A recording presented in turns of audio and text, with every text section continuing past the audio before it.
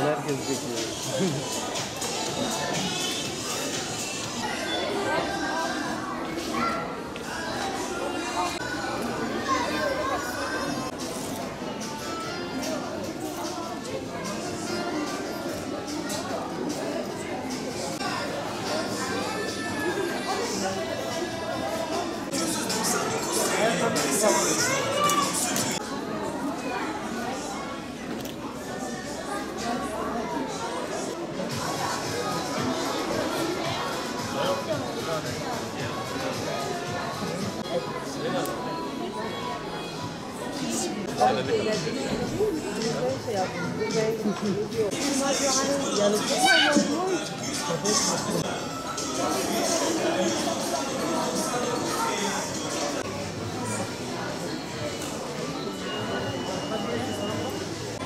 Onlar da orada değil ki, onlar hiç burada.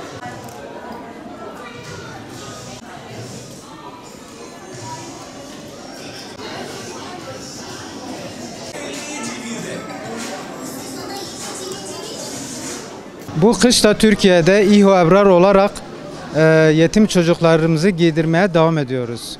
Tabii hayırseverlerimizin destekleri sayesinde çocuklarımızı mağazaya getirerek gördüğünüz gibi onların mont, bot, diğer kışlık ihtiyaçlarını birebir karşılıyoruz.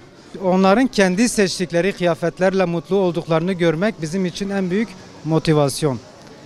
Bu iyilik hareketi tamamen hayırseverlerimizin katkılarıyla yürüyor. Her bir destek bir çocuğun kışı sıcak ve huzurlu geçirmesine vesile oluyor.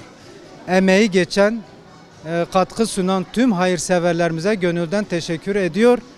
Desteklerinin daha birçok çocuğun yüzünü güldürebileceğini özellikle ifade etmek istiyoruz. Rabbim tüm hayırseverlerimizden razı olsun.